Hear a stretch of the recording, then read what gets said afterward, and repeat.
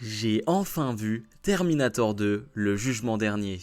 Et bonjour à toutes et à tous, on se retrouve aujourd'hui pour une nouvelle série de vidéos. Alors, on va rester dans la critique, mais on va changer un peu les choses. Normalement, je parle de films ou de séries qui viennent de sortir, mais il est vrai que j'ai pas une énorme culture cinéma et j'essaye de me rattraper depuis 2-3 ans. Et du coup, je rattrape des gros films, ou pas d'ailleurs, mais je rattrape ces films et je me dis pourquoi pas en parler.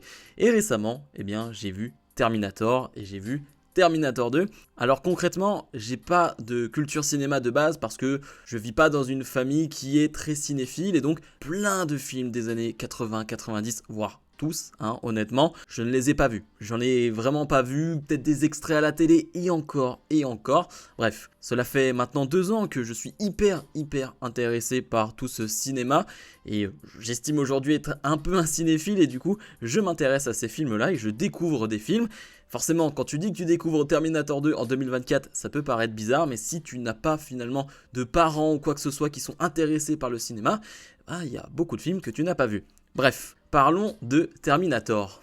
Vite fait, sur le premier Terminator, je crois que je l'ai noté 3,5 sur 5, quelque chose comme ça. C'est pour vous donner à peu près mon ressenti, mais je l'ai trouvé sympathique, mais sans plus, dans le sens où je trouve qu'il a vraiment vieilli. Le premier, je trouve qu'il a vraiment mal vieilli, sur plein d'effets spéciaux, sur le Terminator en lui-même, sur les effets qui sont pratiqués sur lui, sur les éclairs. Désolé, quand il apparaît au tout début, c'est quand même assez cata, mais c'est normal, c'est un film de 84, quelque chose comme ça, 83.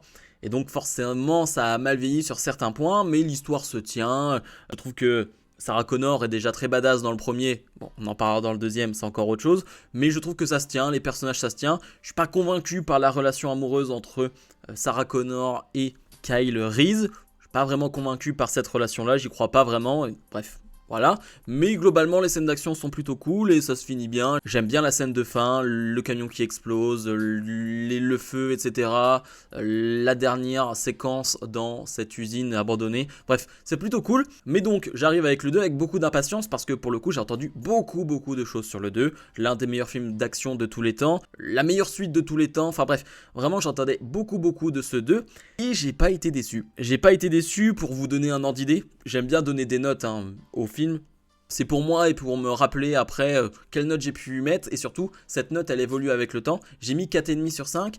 Mais globalement, la note, elle est proche de la perfection. Je parlais de films qui avaient vieilli. Je parlais du 1 qui avait vieilli. Le 2 n'a absolument pas pris une ride. Vraiment, mais je n'abuse pas en disant ça. Je trouve le film magnifique. Je le trouve vraiment très beau. C'est James Cameron qui réalise comme le premier, mais je trouve le film juste magnifique. Dès les premiers plans, dès les premières séquences, tu vois que le budget a vachement évolué parce qu'on va être, dès les premiers plans, dans le futur avec les machines qui ont pris le pouvoir. Et rien que ces plans-là du futur-là sont beaucoup plus gigantesques, sont plus beaux, sont plus travaillés que dans le 1. Donc rien que ça, tu vois la différence. Et ensuite, je trouve que il y a énormément de plans qui sont vraiment juste très jolis, des superbes scènes d'action. Ça, on aura le temps d'en reparler, mais c'est un gros point fort du film. Les scènes d'action sont assez spectaculaires et fonctionnent vraiment bien. Le découpage est vraiment très bon et à aucun moment j'ai l'impression de ne pas comprendre l'action. Peut-être une fois à la fin, mais j'en reparlerai. Mais ouais, c'est un superbe film et surtout, je savais un peu, ça c'est un peu connu aussi, que le Terminator, joué par Arnold Schwarzenegger, dans le 2, allait devenir le gentil. J'avais vu pas mal de photos, c'est des photos qui tournent justement avec John Connor, l'enfant, et donc j'avais compris qu'il allait le protéger, parce que la menace dans ce Terminator 2, c'est donc T-1000, si je dis pas de bêtises, qui est joué par Robert Patrick, excellent dans son rôle froid, très glaçant j'ai envie de dire, mais du coup, l'histoire est superbe, on va avoir donc Terminator qui va protéger John Connor et T-1000 qui va s'en prendre à lui. On a donc Sarah Connor qui elle est en asile psychiatrique parce que personne ne la croit, personne ne croit ce qui s'est passé dans le Terminator 1 et donc elle se retrouve en asile. Bien que les autorités, on le comprend très rapidement, savent ce qui s'est passé et même travaillent sur le projet Terminator, etc. Eh bien non, on l'a fait passer pour une folle. Et il faut le dire, Linda Hamilton qui joue Sarah Connor, incroyable dans ce film. Déjà le changement physique, on parlait de femme badass, alors là pour le coup, elle a sorti les biceps, tu vois que les trapèzes sont présents. Non, il y a un vrai travail physique qui a été fait. Elle est vraiment très affûtée dans ce film. Et il y a vraiment des scènes assez iconiques où tu la vois avec sa cigarette dans la bouche, avec son flingue dans la main, en débardeur. Ouais, elle a la classe. Elle a réellement la classe. Donc vraiment, je l'ai encore plus aimé dans ce 2, Sarah Connor, parce qu'on va voir aussi ses fragilités, ses faiblesses dans ce 2-là. Et surtout, parce que là, j'avance un peu vite, mais on va donc avoir une certaine relation entre John Connor et Terminator. Et ce que j'ai adoré, c'est justement cette relation et l'humour qu'il y a entre les deux et l'humour qu'il y a dans le film, je trouve vraiment bien dosé, dans le sens où Terminator est une machine, hein, il n'a pas de sentiments, il ne comprend pas réellement les humains, il n'est pas là pour ça de toute façon.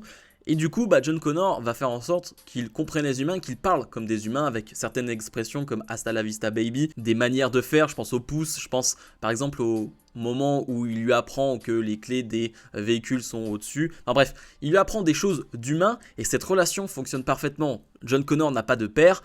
Je dirais pas que Terminator est son père, j'irai pas jusque là, mais en tout cas, c'est une espèce de figure paternelle dans ce film pour John Connor, clairement, et on le voit tout au long du film, la relation évolue entre les deux.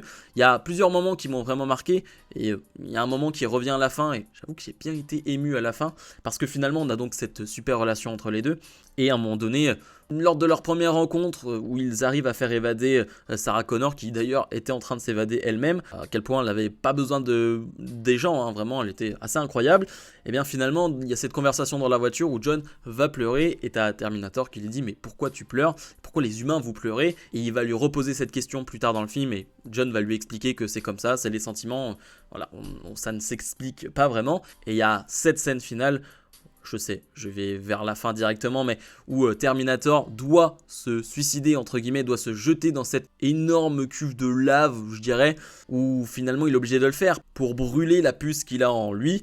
Et du coup, à ce moment-là, John Connor va pleurer, bien sûr, et Terminator va dire cette phrase « Je comprends pourquoi vous pleurez les humains ». Et j'avoue que ça m'a fait un peu mal, hein, cette phrase, elle picote un peu, hein, elle picote un peu beaucoup. Et en plus, quand il s'enfuit sous cette lave, il fait le petit pouce, là comme ça, c'était assez mignon. Je suis allé un peu à droite et à gauche, mais je voulais revenir donc sur certains points, parce que l'histoire, j'ai vraiment adoré, et globalement, tous les personnages sont bons. D'habitude, je suis pas très fan des enfants dans les films, souvent les enfants jouent très mal, et c'est souvent un problème.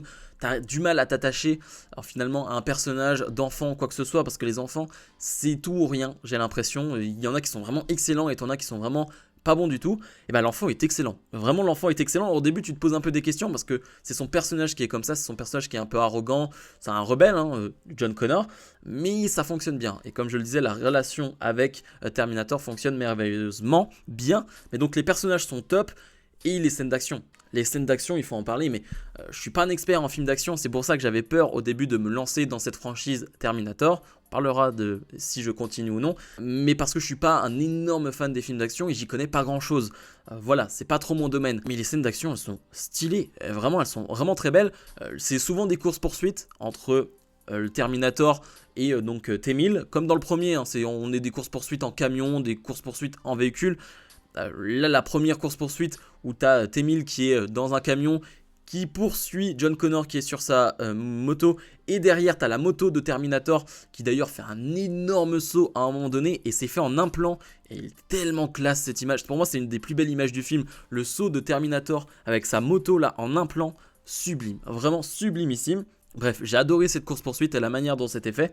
Et globalement, je parlais d'effets spéciaux, mais on va donc avoir des effets spéciaux concernant T-1000 parce que c'est un Terminator amélioré, si je puis dire. C'est-à-dire que il est tout en métal, mais tout en métal liquide. Et les effets spéciaux sont vraiment bons, je trouve. Pourtant, c'est un film qui date de 91, commence à avoir un peu d'âge, hein, 35 ans. Et bah non, les effets spéciaux tiennent bien. Franchement, si on chipote, oui, mais ça tient vraiment bien. Et justement, il y a des effets très intéressants dus à ses capacités physiques, à ses capacités avec le métal liquide, où il va pouvoir trancher des corps avec des espèces de lames. Et c'est plutôt gore, hein, je pense au tuteur de John qui est tué de cette manière-là, qui est transpercé au niveau de la bouche et qui va transpercer son crâne. Ça, j'ai vraiment beaucoup aimé. Donc ouais, je vais à gauche, à droite comme d'hab, vous le savez.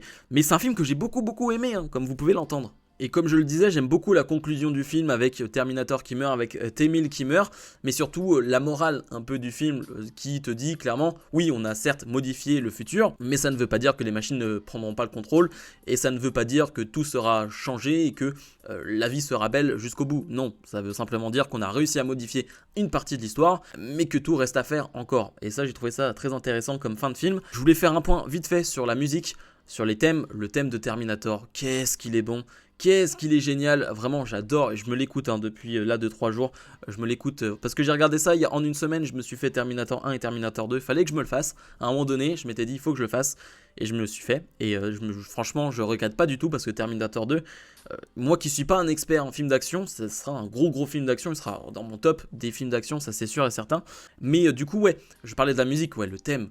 Le thème qui revient assez souvent, je pense au moment où Terminator sort son énorme mitrailleuse au-dessus du building et qui tire sur les policiers. Alors il leur tire pas vraiment dessus parce qu'il ne doit plus tuer de gens, mais le thème qui est derrière, c'est sublime, vraiment sublimissime. Je voulais terminer avec un truc, c'est est-ce que je vais continuer cette franchise? Bah, la réponse est non. Et non. Pourquoi? Parce que je sais que derrière les films ne sont pas terribles. Alors certains sont plus ou moins bons, mais de ce que j'ai vu, ça reste quand même pas terrible. Et concrètement, de ce que j'ai lu, tu peux terminer après ce 2. Et surtout, moi, l'impression que j'ai après ce 2, c'est bah, j'en ai vu assez. Dans le sens où, pour moi, l'histoire a été écrite de A à Z pour 1 et 2. Et il n'y a pas besoin de plus. En fait, je termine ce 2 et je suis rassasié. J'ai eu ce que je voulais, j'ai eu la fin que je voulais. Et j'ai pas besoin d'en voir plus. J'ai pas besoin de revoir un Terminator. J'ai pas besoin de revoir une autre histoire sur le futur. En fait, j'ai pas besoin de ça. Et je pense que c'est ce qu'il y a de mieux pour un film. Tu finis le film et tu te dis, eh bah c'est parfait. Il a tout comblé de A à Z et il n'y a aucun manque et j'ai pas besoin de plus. Et moi j'ai cette sensation là avec Terminator 2 de bah j'ai pas forcément envie d'en voir plus. Donc non, je n'irai pas plus loin. Je terminerai la saga Terminator sur les 1 et le 2 et ça me suffit. Et je pense que ça me suffit. Après vous me direz en commentaire ce que vous en pensez. Peut-être que certains aiment les autres films. J'avoue que je sais pas trop à quel point le 3, le 4, le 5, je sais plus il y en a combien, mais sont bons, sont moins bons. Bref, j'imagine qu'il y en a qui sortent du lot, mais voilà, moi je vais terminer là-dessus. Bon, vous avez l'habitude, je vais toujours à gauche et à droite, mais c'est parce que je suis assez passionné, surtout, j'ai beaucoup aimé ce film, et quand j'aime les choses, j'avoue que eh bien, je parle avec le cœur, avec aussi ce que j'ai ressenti pendant le film, et donc forcément, il y a beaucoup de choses qui me viennent à l'esprit, qui me viennent à la bouche. Mais bref, j'ai beaucoup aimé Terminator 2. Dites-moi ce que vous pensez de ce format, de parler de films que je viens de découvrir. Alors on peut parler de films qui datent de 3 ans ou qui datent de 40 ans, il n'y a pas vraiment de date. Je dis simplement des films qui ne sont pas sortis là, dans la semaine, il y a 2 semaines ou 3 semaines, mais des films que je découvre. Là je voulais peut-être faire Memento dans les prochains films parce que je l'ai vu la semaine dernière aussi. Il y a Zodiac que j'ai vu la semaine dernière aussi. Donc à voir si je fais des vidéos là-dessus parce que j'aime bien en parler quand c'est frais. Là Terminator je l'ai vu il y a quelques jours, c'est pour ça que je vais en parler. Donc c'est plus intéressant quand c'est frais dans mon esprit.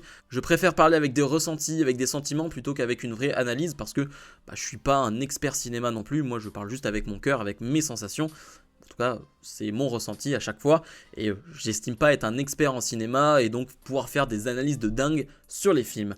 Bref, comme d'habitude, je vous invite à mettre un maximum de pouces vers le haut, à vous abonner et nous on se retrouve dans la semaine pour d'autres vidéos. Salut